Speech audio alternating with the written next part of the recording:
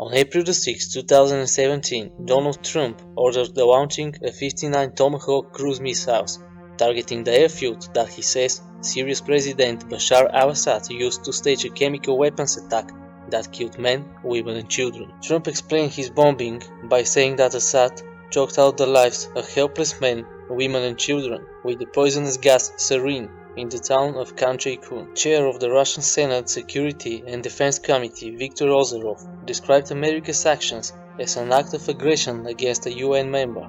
Syria's allies Russia and Iran said that the US is violating an international law and that a second act of aggression from their side will lead to negative consequences for America and that they will respond with force. The possibility of a military conflict between those nations is very real, and if it happens, other countries such as China and North Korea might also be dragged into it. In fact, North Korea is pushing ahead with its ballistic missiles tests in its suicidal bid to become a nuclear power. In response, Japan has carried out air attack drills and dished out leaflets on what to do should Kim Jong-un's nukes rain down. The instructions urge people to take shelter indoors behind thick walls to avoid blast injuries and radiation. Underground shopping malls would also be an ideal place to take cover. Already, anti-missile batteries have begun appearing in parks in Tokyo, which is expected to be a primary target, but North Korea has said it would saturate its enemies with missiles so that at least a few would get through any defenses. Meanwhile, in the UK, it has emerged that the government will warn people of an impending nuclear strike by text message.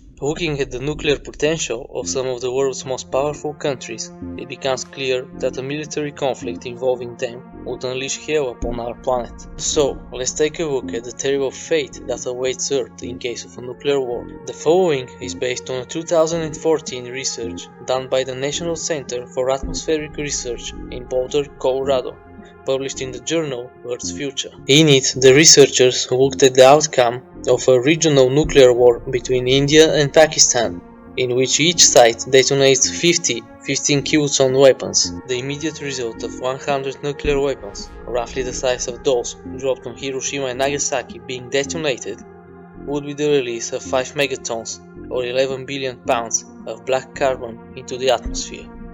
Black carbon, not too dissimilar to soot, would block out the sun and can also be fatal to humans. Following a spell of black carbon rain, a deadly weather front that would devastate what remained of humanity following the nuclear war, the temperature of Earth would begin to drop.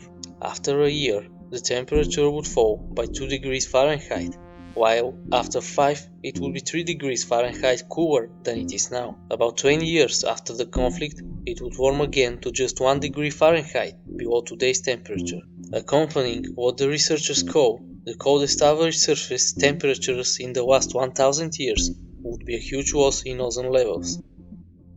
They say that global ozone losses of 20 to 50% would occur over populated areas, levels unprecedented in human history.